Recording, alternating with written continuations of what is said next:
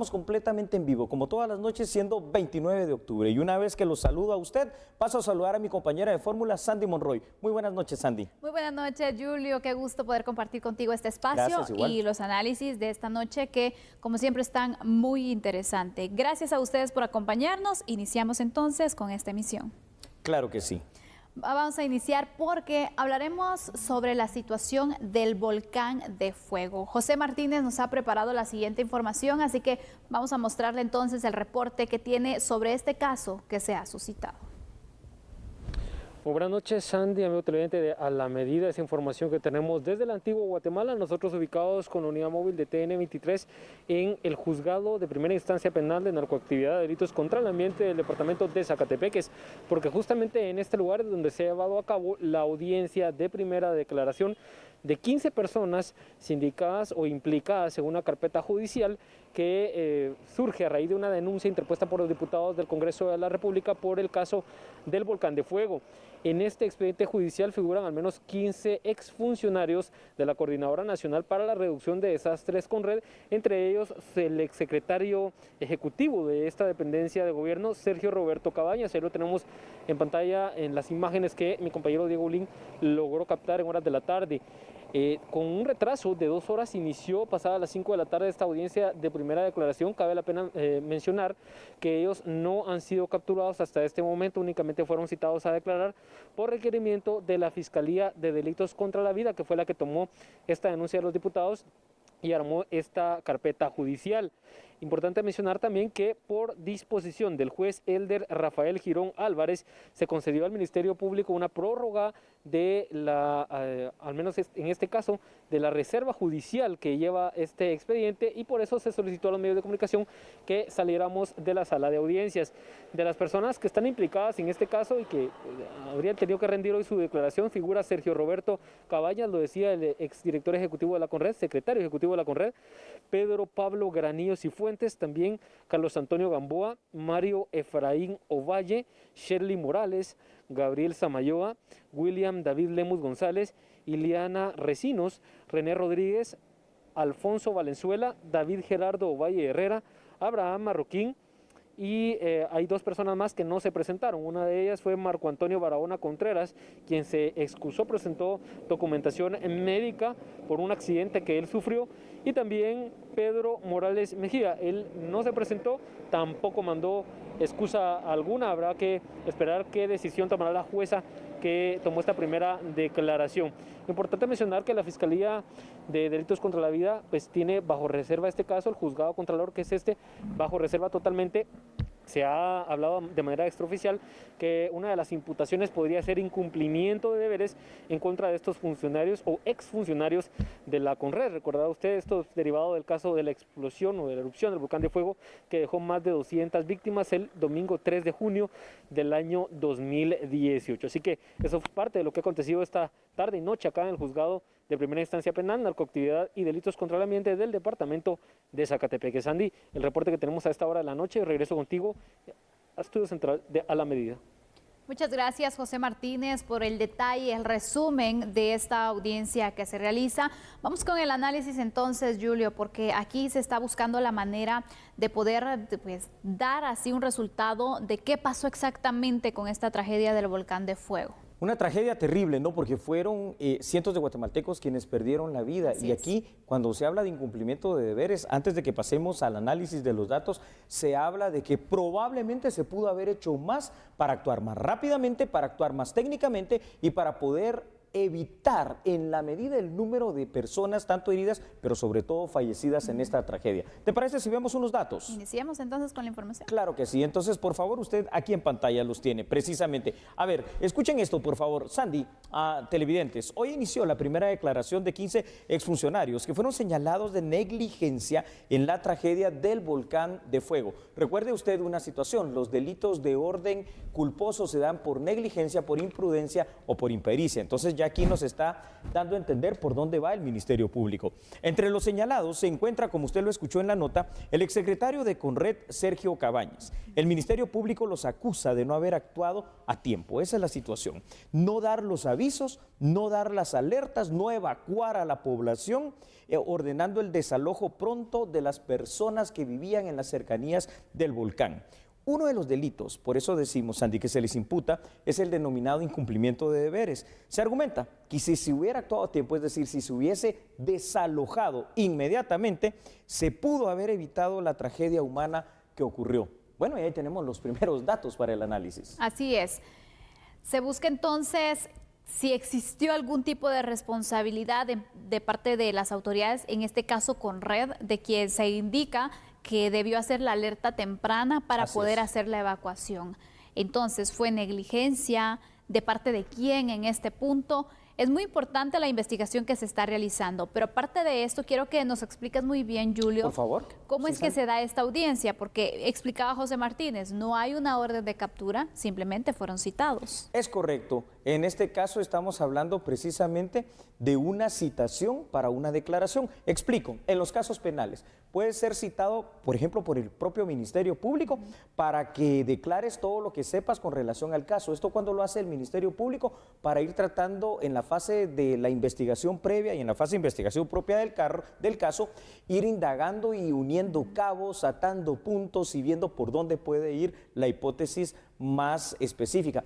Pero también se puede dar en audiencia, como en este caso, ante un juez con todas las partes procesales. ¿Por qué? Porque hay precisamente una citación para poder informar de lo que se hizo o no se hizo. Ahora, deberá de tomarse una decisión. Y evidentemente la decisión del Ministerio Público ya está tomada. ¿Cuál es? La de la imputación clara y directa del delito, al menos de uno, en este caso del incumplimiento de deberes. ¿Qué es lo que pasa acá? En este momento pues no hay una orden de aprehensión ni tampoco se dictó una situación en la cual fuese dictada la prisión preventiva, pero esto puede darse en cualquier momento. Así es, y es importante poderles aclarar estos puntos para que sepamos entonces, porque cuando se escucha una... Se cita.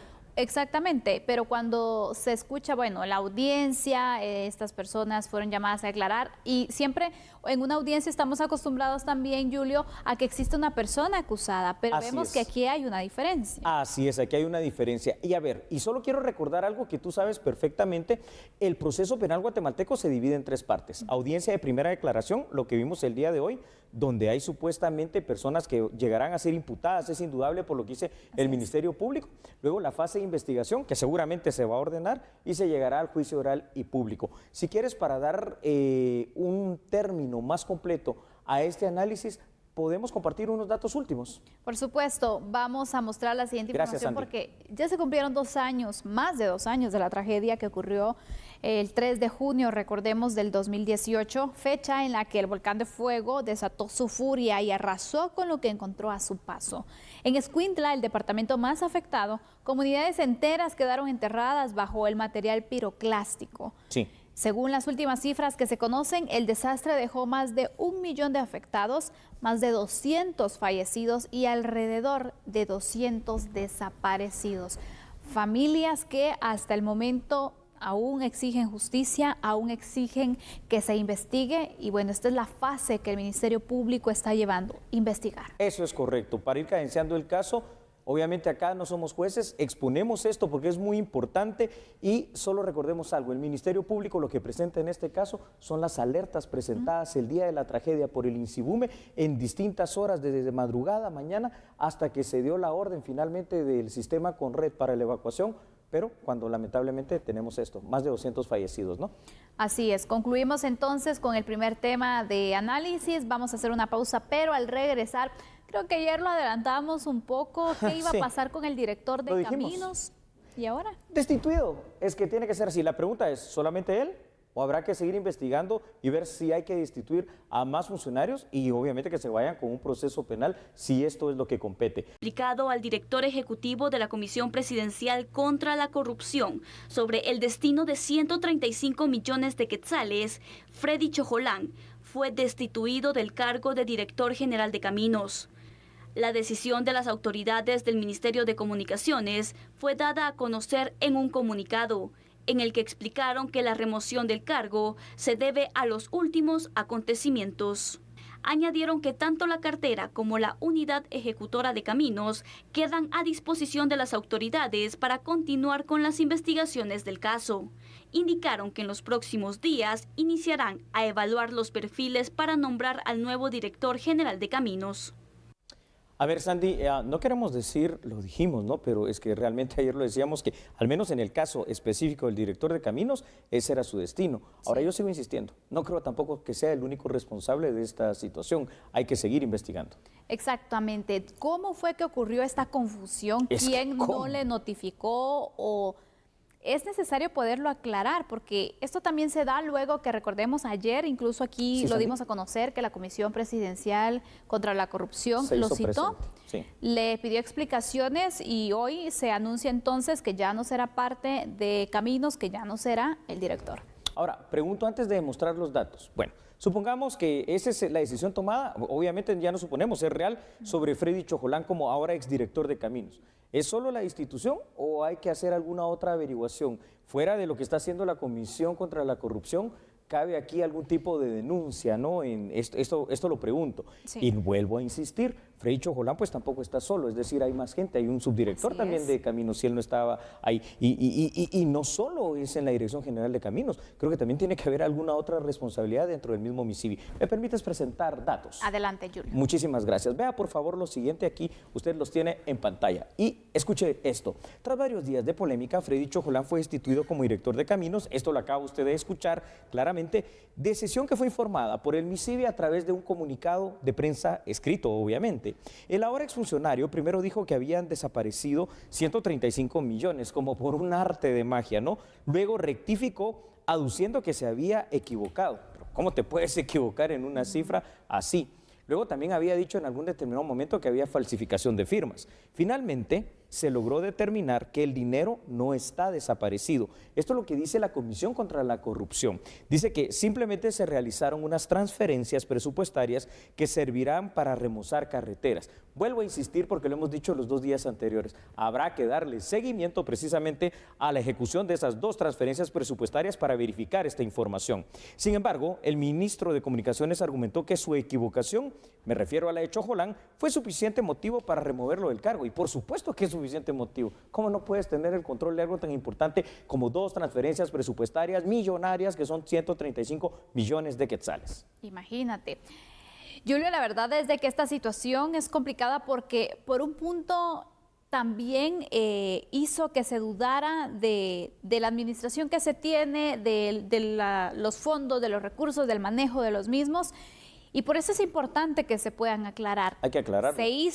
Se indicó dónde estaba el dinero, que al final no era que se desapareció, porque cuando tú dices no sé dónde está el dinero, prácticamente, ¿qué es lo que te imaginas? Que se lo robaron, eso es lo que te imaginas. Exacto. Hay que hablar claro. Por eso es muy complicado dar este tipo de declaraciones. Pero, entonces, como así de irresponsable fue la declaración del ahora exdirector de Caminos. Ahora bien, nosotros le hemos explicado aquí los otros 2 días anteriores. Hacer una transferencia presupuestaria es algo que está permitido, pero que no solo lo puede hacer el MICIBI. Es decir, esto lo tiene que proponer y tiene que pedir techo y espacio presupuestario. ¿A quién se le pide? Repito una vez más, a la Dirección Técnica de Presupuesto. Y ellos pueden decir que sí, pero si lo aprueban, aún así esto no es suficiente. Tiene que pasar al despacho superior del Ministerio de Finanzas. Y como ya había venido también del despacho superior, no solo de la Dirección de Caminos, sino que del MICIBI, quiere decir que ahí no hay por dónde esto se pueda perder. Pero que no sepas que se hicieron esas 2 transferencias siendo tu unidad ejecutora Caminos, pues es que eso sí es imperdonable. Eso es lo que genera incertidumbre. Tenemos más datos porque a lo mejor usted se pregunta y una de las cuestionantes que se hacen acá es, pero ¿cómo no sabía él dónde estaba el dinero? Hay algunos motivos o algunas justificaciones que se dieron. Veámoslas. ¿Qué te parece si las mostramos? Por favor, Sandy, claro. Y es algo que a lo mejor no se le ha dado mucho la relevancia al caso, pero un punto que debemos tomar en cuenta también es que el exfuncionario ahora había dado positivo a COVID-19. Sí. Estuvo ausente de sus labores por un periodo. Pero siempre hay un subdirector. Claro, y Ojo. aparte de esto, sabemos que hay algunos funcionarios que también han dado positivo a COVID-19, pero a no ser que su situación de salud sea muy complicada, se tienen que dedicar pues obviamente a curarse y a seguir el tratamiento. Cuando es una situación leve, muchos han estado trabajando incluso Sí, desde casa. Y tratando la manera de estar pendiente de sus labores, ¿no? Pero viene lo más grave, ¿verdad? Claro, ¿Qué porque es? el exdirector de Camino, Julio, dijo que A le ver. habían falsificado su firma para realizar las transferencias, pero averiguaciones subsiguientes mostraron que esto no era cierto. Entonces, ¿por qué dijo eso? Exacto, decir que falsificaron requiere una investigación, pero si lo Sí. dice solo por decir, también es algo Requiere innecesario. investigación, igual. Exacto. Entonces, es importante notar que las autoridades del MISIVI afirman estar en completa disposición de colaborar con las investigaciones y aunque el exfuncionario se ausentó de sus labores, repetimos, no es excusa la desorganización y el desconocimiento de algo que es tan importante como son los cambios y las finanzas en Caminos. Entonces, ¿de quién fue la culpa de no notificar? ¿De Exacto. quién fue la culpa de no saber? No sabemos exactamente cuál era el cuadro clínico que él presentaba, si estaba muy mal, si se tuvo que de verdad ausentar y despegarse entonces Pero de su entonces, ¿cómo trabajo. firmó? Claro, O sea, entonces partamos de ahí. ¿Cómo decir, me falsificaron la Sí. firma? No, al final hay muchas cosas que quedan en el aire y que hacen dudar aún Hay que más. averiguar más todavía. Entonces no se trata Hay que de averiguar hablar más. para poder salvarte, porque a veces hablar de algo que para ocultar algo o para buscar la manera de salirse, no, hay que analizar muy bien, Julio, las declaraciones que se dan, porque esas nos pueden hundir. Y en este caso creo que fue parte Así de lo es. que sucedió. Yo quiero decirte algo muy simple, pero que se vuelve una máxima muy real en la vida práctica. Al final de cuentas, todo se sabe. Y lo que más se sabe es la verdad. Así que hay que tener mucho cuidado con esto. Creo que es una gran lección para que todo funcionario público tenga extremo cuidado con sus labores, porque cada centavo que está en el presupuesto, el Estado no lo produce usted con sus impuestos, tú con tus impuestos y cada uno de nosotros. ¿Te parece si vamos a la pausa, Sandy? Vamos a la pausa, pero al regresar hablaremos acerca del Ministerio de Educación. Claro que sí, los criterios de evaluación para estudiantes durante este ciclo 2020. Interesante tema.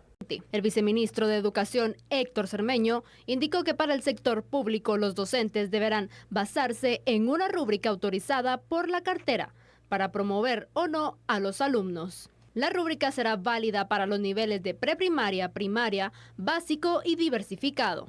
Con relación al proceso final de evaluación, el docente está aplicando una rúbrica para poder hacer la valoración del desempeño del estudiante sobre los trabajos, tareas, ejercicios que ha realizado en el portafolio. ¿Qué significa la rúbrica? La rúbrica necesita, comprende un tablero específico con criterios y con niveles de ponderación. Por ejemplo, en el caso del primer nivel, el estudiante podría obtener entre 0 a 60, que 60 es el mínimo de puntos que un estudiante puede obtener para poder aprobar algún área o alguna asignatura. Pero también el estudiante, de acuerdo al trabajo realizado, podría obtener más de 60. El límite es 100. En el caso particular de este año, por la pandemia, el Ministerio de Educación emitió un acuerdo ministerial 2690 y ahí se establece que el estudiante, para poder ser promovido, debe obtener un promedio general de 60. Eso no dista tampoco de, cómo anteriormente se estaba haciendo la calificación, por ejemplo, con otro acuerdo ministerial que también está vigente, que establece un mínimo de 60 puntos. Pero, ¿qué sucede si el estudiante no obtiene los 60 puntos que se necesitan para ser promovido? Ya, fíjese que con relación a una calificación menor de 60, que es una de las opciones que podrían existir, porque va a depender del desempeño que tuvo el estudiante en el trabajo realizado con las guías de autoaprendizaje y el portafolio que le entrega al docente. Si el estudiante obtiene menos de 60, el acuerdo establece 2 oportunidades de recuperación. ¿Que serían cuándo? Una se realiza este año y la otra tendrá que calendarizarse y aparecer en el calendario escolar del 2021. Asimismo, el viceministro también especificó el proceso de evaluación para el sector privado.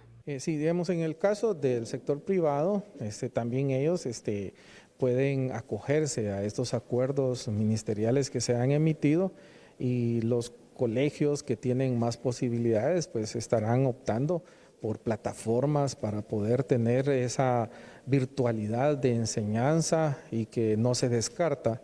Pero en el caso del sector público, el Ministerio de Educación, conociendo la realidad y esa brecha digital existente en el país, emite y reproduce materiales que se entregan a los estudiantes para poder dar esa asistencia y esa continuidad del sistema educativo. Bueno, ya lo escuchó usted. Ahora la pregunta es, ¿qué le parece? Analicemos, pero primero veamos algunos datos. Vea qué linda esta toma. Así que muchísimas gracias a todos los chicos de producción, tremendos. Gracias, gracias. A ver, veamos. El Ministerio de Educación presentó los criterios sobre lo que va a evaluar a los estudiantes del sector público para aprobarlos de grado. Los alumnos de preprimaria serán aprobados automáticamente al grado superior. El acuerdo ministerial.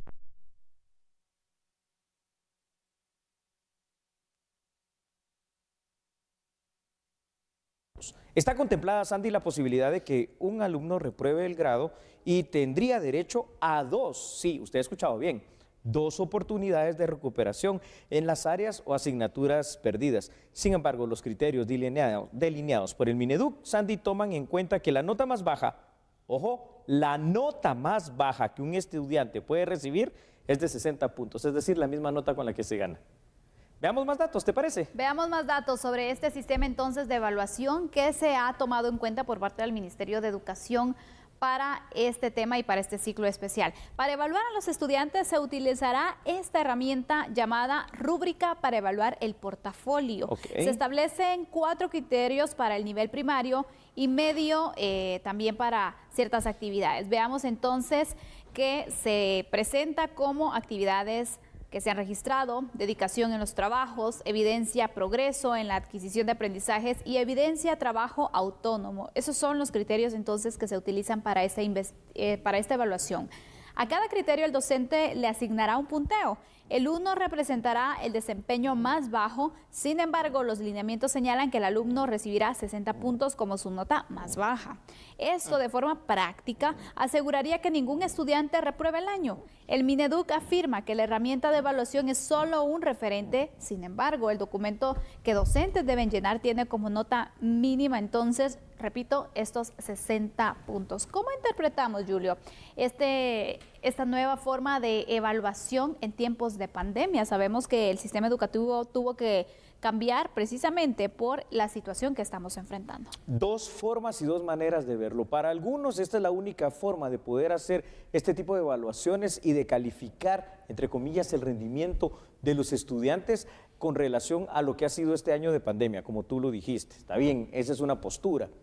Para otros esto es ganar por decreto, pues, porque si la nota con que se gana es 60 y la nota más baja que puedes poner de todas maneras es 60, quiere decir que todos ganaron, ¿no? Exactamente, de esa manera se puede entonces interpretar esta forma de evaluación. Sabemos que incluso lo planteábamos hace varios meses, Julio, cuando empezábamos a buscar la manera entonces qué iba a pasar con el ciclo escolar y la pandemia. Y hablábamos qué posibilidad existía de que se diera el año por decreto y también las repercusiones que se podrían tener para un estudiante ganar de esta manera. Correcto. Es lo que se está evitando, pero prácticamente sería la misma. Ser oficialmente por decreto es por decreto de una manera matizada, llamémosle así. 60 la nota mínima para ganar y 60 la nota mínima que puedes colocar después de 2 recuperaciones. A ver, yo entiendo. Ha sido un año complicado, yo entiendo, ha sido un año difícil para los maestros y sobre todo para los estudiantes y no digamos para los papás que obviamente han tenido que convertirse de manera improvisada en maestros. Entiendo, no ha habido un aprendizaje como en todos los años, comprendo esto perfectamente. Lo que yo sí no creo, pero eso soy yo, ¿verdad? No creo que sea exactamente la mejor medida, es que al final de cuentas todos reciban esa nota de 60, ¿sabes por qué? Aunque no hayas trabajado, aunque no hayas hecho algunas otras cosas, porque si no te esforzaste al menos como el resto de tus compañeros, ¿por qué vas a ganar? ¿No será eso como premiar a quien no se esforzó, a quien se comportó de manera mediocre durante el ciclo escolar? Puede ser, Julio, porque sabemos que no ¿O es todos justicia? han tomado la responsabilidad con estas nuevas formas del ciclo escolar. Pero aparte, sí es necesario poder evaluar el aprendizaje que se tuvo, Sí, porque así sí, también sí, evalúas, sí. bueno, cuál fue el acompañamiento que los maestros dieron. ¿O vas a premiar entonces haciendo ganar a todos los estudiantes que los padres se sacrificaron, que los padres también estuvieron allí? Hay que evaluar para que el otro año también se pueda mejorar la didáctica, se puedan mejorar estos métodos y que no Reforzar el aprendizaje. solo se le regale el grado a alguien sin que aprenda. ¿Qué tanto aprendieron este año? Eso es muy importante. Que inclusive ya para finalizar, Sandy, el hecho de calificar a qué tal grado se esforzó, eso es bien subjetivo. ¿Cómo puedes decir si se esforzó o no alguien si no lo tuviste en clase para empezar? Bueno, ahí está, ¿no? Pero esto es lo que hay y es lo que nosotros le informamos y obviamente lo analizamos con usted. ¿Qué le parece? Usted sabrá, ¿está bien? ¿Es justicia por el año tan difícil que marcó el COVID-19 o es injusticia por aquellos que de alguna manera no se esforzaron para nada en su estudio? Bueno, y con esta conclusión vamos a hacer una pausa. Regresamos con otras noticias. Por favor, siga en sintonía. Por favor, no cambie. Alias César Montes quedara en prisión preventiva y que fuera investigado por la muerte de 3 militares en el 2019.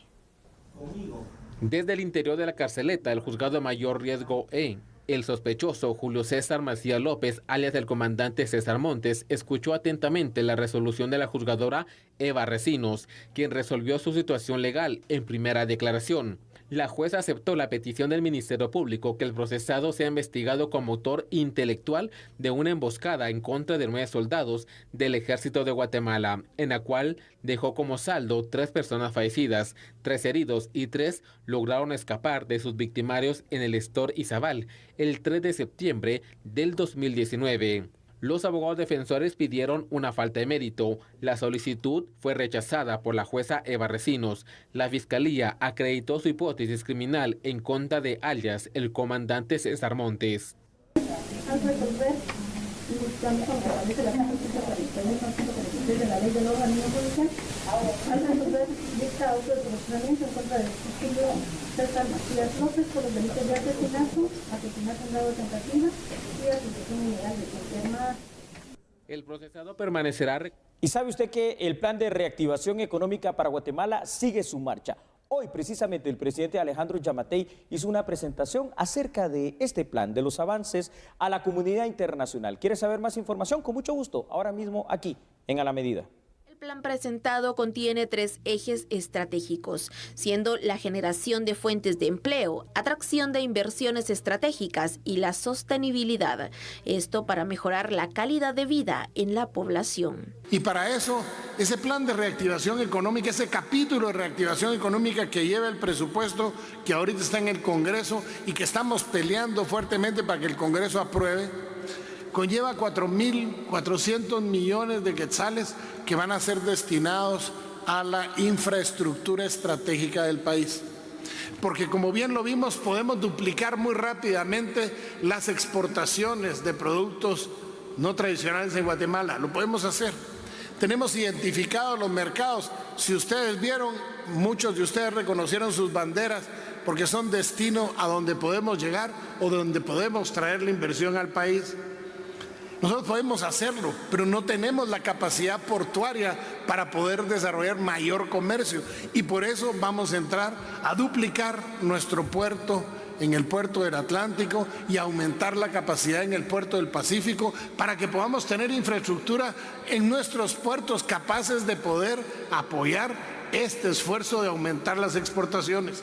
El proyecto busca potenciar el ecosistema de atracción de inversión con foco en exportaciones e institucionalidad, así como lograr flujos de inversión extranjera. Estamos por firmar un acuerdo con Ferrovías para que podamos traer el tren que hoy llega hasta la frontera con Guatemala, México, traerlo hasta Santa Lucía, Cochumalguapa, en una inversión que no va a ser el gobierno, sino la iniciativa privada, en un primer tramo de 216 millones de dólares, que ya lo estamos viendo, para que podamos tener y poder exportar desde Santa Lucía, Cochumalguapa, hasta la frontera de Tecumumán podamos mejorar nuestras exportaciones de azúcar, de palma, de aceite de palma, etcétera, etcétera. Es ir generando cambios sustanciales en esa región. En el tema de infraestructura, destaca la de transporte y logística, servicios públicos y la infraestructura social. Además, para atraer inversiones sabemos que debemos de crear un marco legal favorable a la inversión. Un ejemplo es la reforma a la ley de zonas francas o identificar zonas y proyectos de infraestructura productiva en el país. En este punto cabe destacar que la Municipalidad de Guatemala implementará proyectos de construcción que, además de mejorar la infraestructura vial, generarán empleo inmediato, pero un derrame económico a corto, mediano y largo plazo. Debemos apostar por atraer inversiones para la relocalización de empresas estratégicas. Para mejorar el clima de negocios es fundamental avanzar en acciones que nos permitan ser más competitivos, como una ley antitrámites. Con esta noticia concluimos, le esperamos mañana, que descanse. Así es, nos vamos, pero regresamos. Chao.